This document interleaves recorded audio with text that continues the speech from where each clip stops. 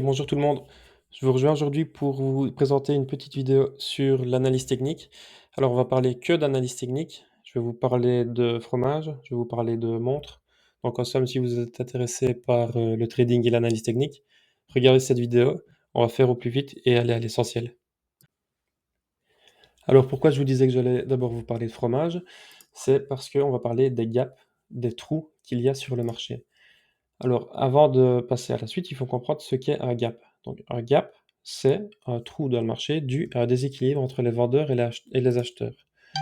Je vais vous montrer tout à l'heure sur un graphique comment on les identifie. Pardon. Ensuite, on aura les fair value gap. En français, ça donne écart de juste valeur. Alors, FVG ou encore imbalance, c'est encore des mots qui reviennent souvent, c'est exactement la même chose, d'accord? Donc une fois que vous entendez parler de imbalance ou de FVG, on parle de la même chose, c'est les fair value gap. Ensuite, on aura les BPR, balance price range, une fourchette de prix de l'équilibre. De nouveau, on va garder les termes ICT. Et ensuite, on a IFVG, donc inverted fair value gap, c'est un FVG inversé.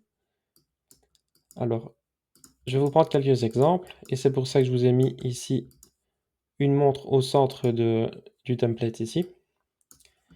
Imaginons que je vende des montres. Alors, on va commencer à vendre des montres à 100 euros. On va augmenter les prix, 200 euros. Et je vois que j'ai beaucoup d'acheteurs, donc on va mettre les prix à 400 euros. 475, et là, j'ai un ralentissement parce que j'ai augmenté les prix de manière drastique. Et là, je n'ai plus d'acheteurs pour reprendre mes montres.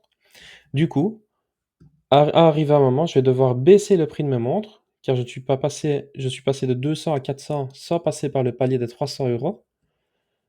Et je vais devoir baisser le prix de vente de mes montres à 230 euros pour ensuite revenir tout doucement et augmenter le prix pour arriver, par exemple, à 600 euros. Ici, sur le graphique, donc vous verrez que les gaps, fair value gap, BPR, etc., il va nous falloir minimum 3 bougies. Donc on a la bougie 1, 2 et 3. Ce que vous allez voir, c'est que la bougie 2 et la bougie 3 ne communiquent pas du tout ensemble. Donc ici, on a un trou. Un gap, très clairement, sur un graphique, c'est un trou.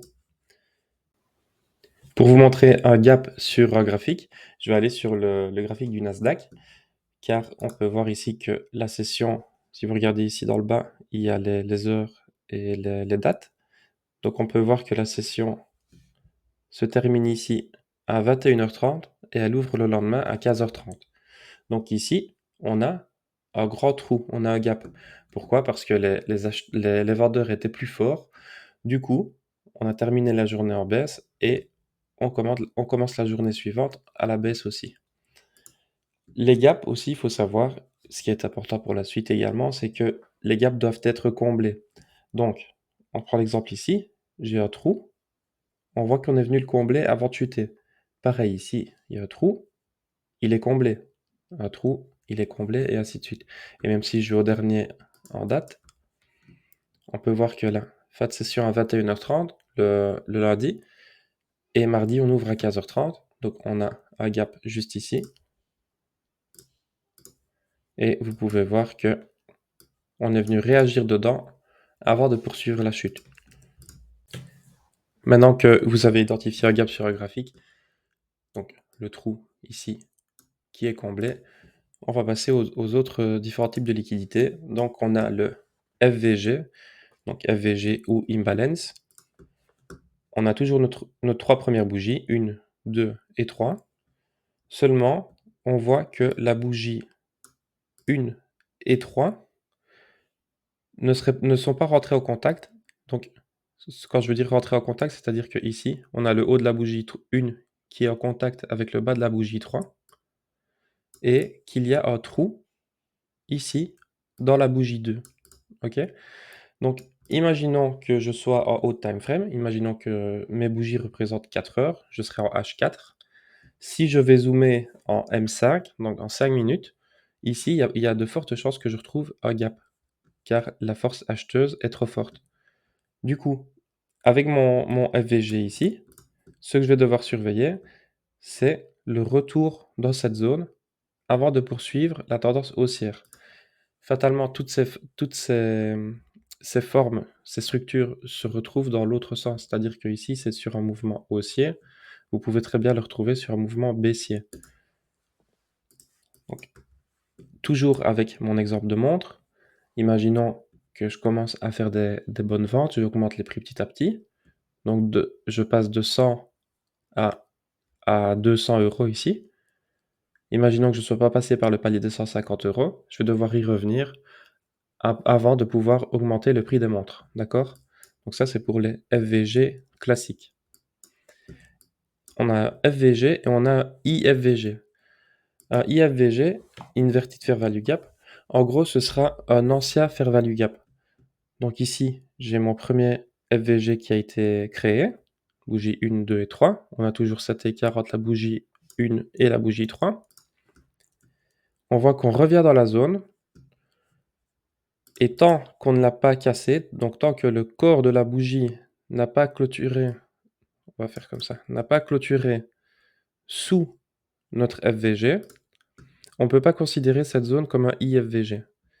Une fois que la bougie rouge a clôturé sous notre FVG, donc sous cette zone-ci,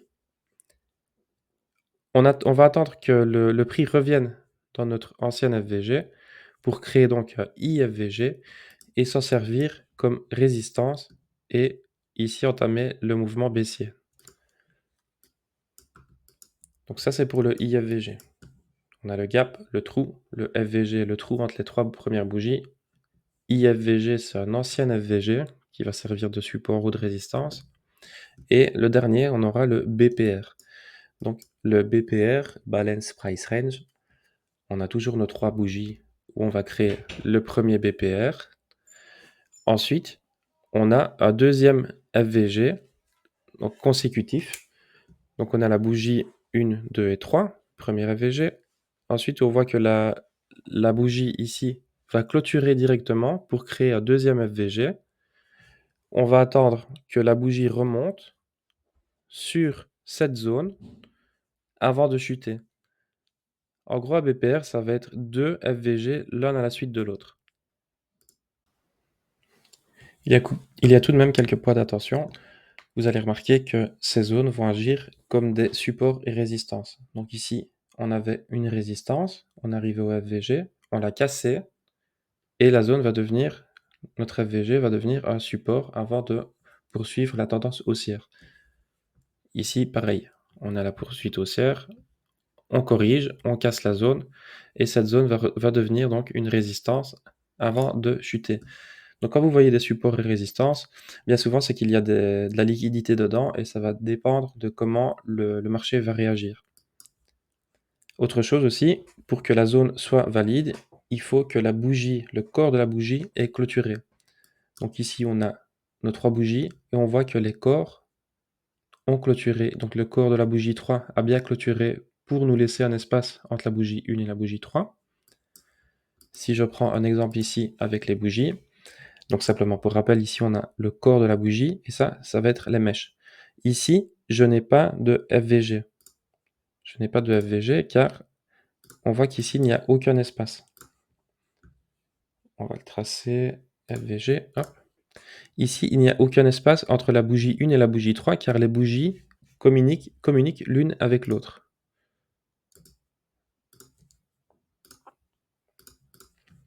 Donc là, la bougie 1 et la bougie 3 seraient en contact. Tandis que si, imaginons, j'ai un trou comme ceci, à ce moment-là, on voit que la bougie 1 et la bougie 3 nous laissent un léger écart. Et là, voilà, on va faire comme ça pour l'exemple. Et là, on voit qu'on a un FVG. Donc là, on a un trou de la bougie 1 et la bougie 3. Et de nouveau, après, à voir comment le marché va réagir. Est-ce qu'il va simplement réagir sur le FVG? Est-ce qu'il va nous former un IFVG? Ou est-ce qu'il va nous former un BPR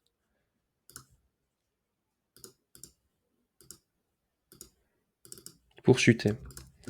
Ça va dépendre un petit peu de la configuration. Fatalement, on ne se positionne pas seulement une fois qu'on a une liquidité de type FVG, BPR, et cetera. C'est une confirmation. Maintenant, il faut d'autres éléments pour rentrer dans un trade. Et aussi, le dernier point, c'est que les 50%, il faut que, enfin, ICT se positionne bien souvent au 50%. Donc ici, si je reprends l'exemple du BPR, on a notre zone du BPR. Et ici, le trait que vous voyez, c'est les 50% de la zone. Donc, bien souvent, il y a beaucoup de traders qui se positionnent ici. On va mettre le stop loss au-dessus de la bougie ici. Hop là, le TP quelque part par là. Et je vais rentrer en position ici à partir des 50% de la zone du BPR. On va passer maintenant sur le graphique. Alors, première chose que je vois, si je me mets ici à la journée donc de mercredi,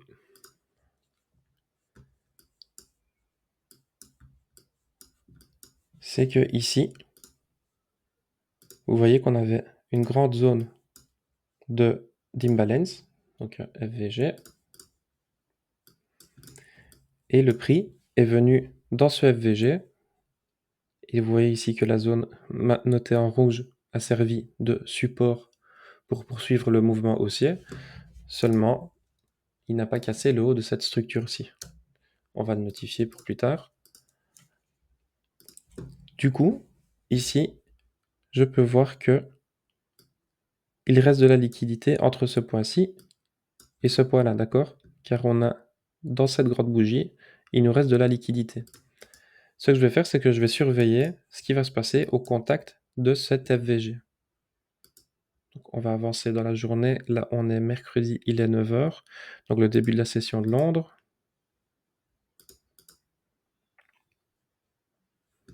Voilà, là, on est en plein dans l'FVG. Donc, ce que je vais faire, c'est que je vais venir en plus petite time frame, en plus petite unité de temps, pour voir si il m'offre une opportunité de trade. Donc, on peut voir qu'on a passé les 50% du FVG en 1 heure.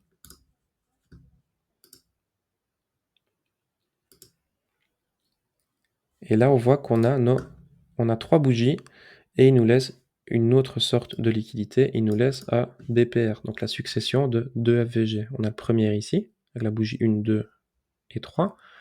Et on a le deuxième ici, avec la bougie 1, 2 et 3. Donc, tout, et avec l'indicateur, vous voyez que c'est notifié directement. Je vais le notifier aussi manuellement pour que ce soit bien visible. Voilà, ici on a notre BPR. À partir de là, on pourrait déjà se positionner. Pourquoi? Car on a déjà 3 confirmations. Donc si je reviens en 1 heure, on a déjà le fait que on a réagi dans le FVG H1. Première confirmation. La deuxième confirmation, c'est qu'on a pris le bas de cette liquidité-ci. Et la troisième, c'est qu'on a un BPR en M5. Par rapport à l'heure, on voit qu'on arrive dans la session de New York.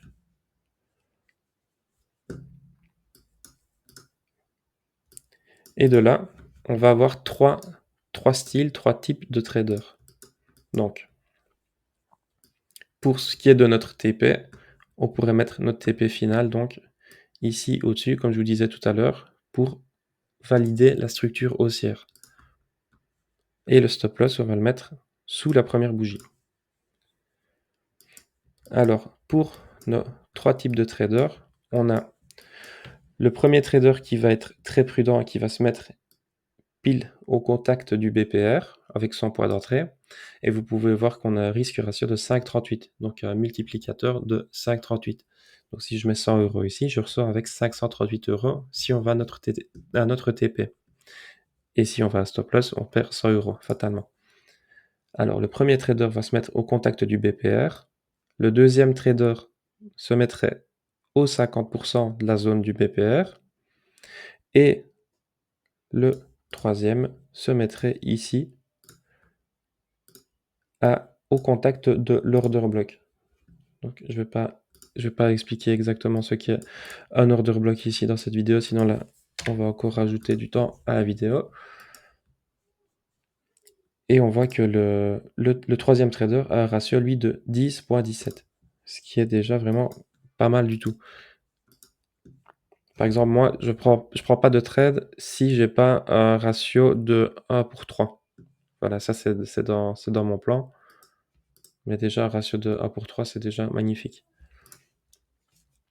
Ici aussi, ce qu'on peut voir en 5 minutes, c'est qu'on a cassé cette structure. Donc on a une prise de liquidité ici en M5, et ici, on pourrait avoir ce qu'on appelle un shosh. Enfin, moi, je ne traite plus exactement comme ça, mais c'est un changement, change of character, donc c'est un changement de structure. On manipule le bas ici, et on manipule le haut.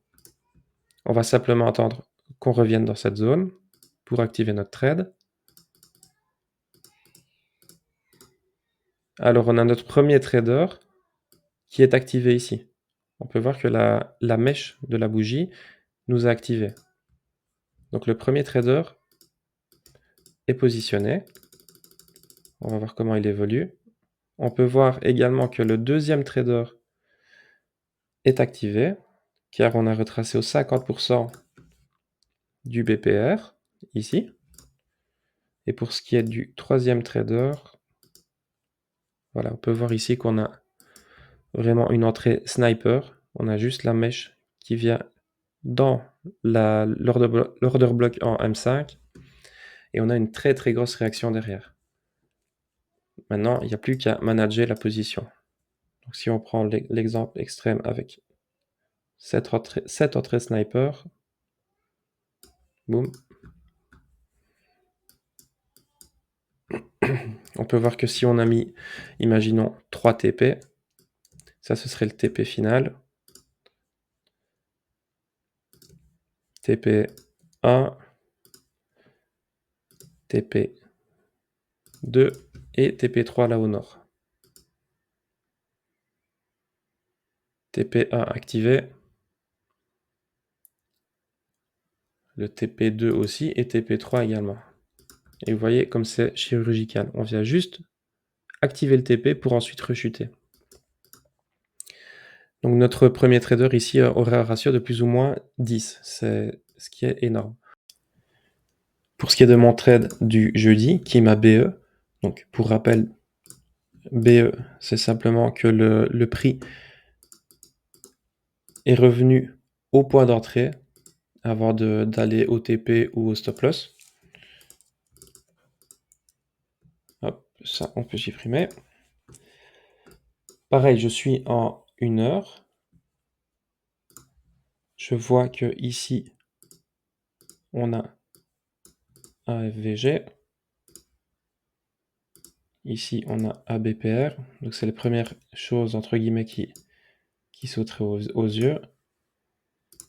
Donc, on a notre BPR et ici, notre FVG. OK. On est au début de la session de Londres. On va se mettre en plus petite unité de temps. Ce qu'il faut savoir aussi, c'est que à 14h30, on a une annonce économique majeure.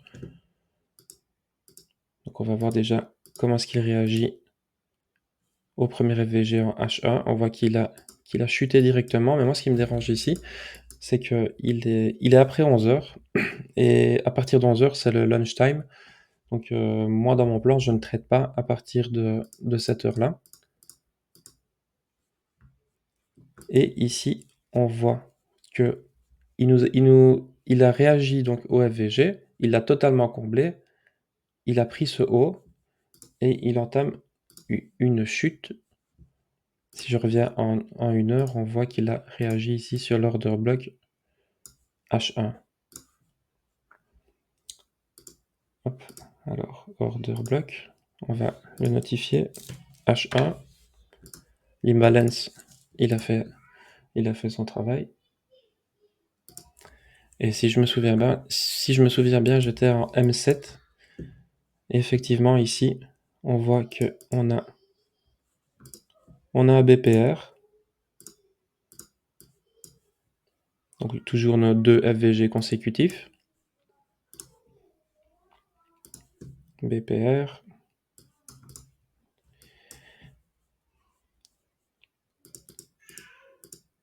On a la première réaction ici. Donc moi, réellement, j'ai été activé ici. J'avais mis mon stop loss juste au-dessus. Et attendez, j'ai failli faire une petite erreur, car ici, c'est bien une vente qu'on va chercher, et pas un achat comme dans l'exemple précédent. Donc j'ai mon stop loss ici au-dessus. Et pour ce qui est de target, j'avais 2 TP. J'avais le premier TP ici, et le TP final ici. Donc le premier TP aurait été à 4,88 et le second à 12. On va laisser comme ça pour l'exemple. Alors je me mets en M7. Vous voyez qu'on s'approche de l'annonce économique à 14h30. C'est le trait rouge ici. Là, donc, première fois, on est au contact du BPR, on est activé. Deuxième fois, au 50%, on voit qu'on est activé également. Donc les deux types de traders sont activés. Et il reste toujours notre troisième trader, mais si vous pouvez voir qu'on a déjà réagi ici sur la zone H1, donc on pourrait considérer que les 3 traders seraient activés. 14h30, hop, je vais supprimer mon trait. Vous pouvez voir donc, à partir de là, moi j'étais à BE, donc à break-even, ce qui fait que je n'ai pas gagné, mais j'ai pas perdu d'argent non plus. Vous pouvez voir que le prix m'aurait, attendez, je vais supprimer ça, m'aurait stop loss ici, car mon stop était au-dessus des bougies ici. Il aurait pris mon stop loss avec une très grosse réaction. Donc de nouveau, ça c'est une manipulation à la sortie des chiffres.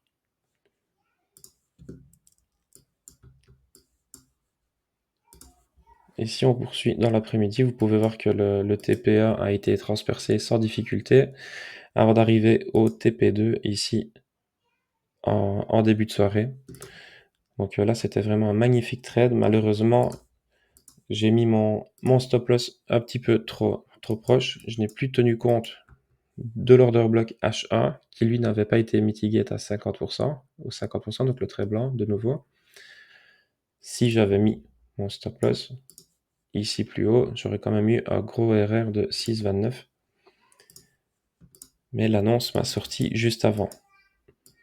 Et voilà, j'ai mis mon BE en connaissance de cause, car c'est dans mon plan, etc. Sans rentrer dans les détails. Donc voilà, ici, c'était vraiment une vidéo pour vous expliquer les différences entre BPR, FVG, Imbalance, etc. J'espère que le format vous a plu et que vous avez compris le contenu et le message que je voulais vous faire passer. N'hésitez pas à liker, partager et vous abonner à la chaîne en activant la petite cloche. Je vous dis à bientôt. Ciao, ciao.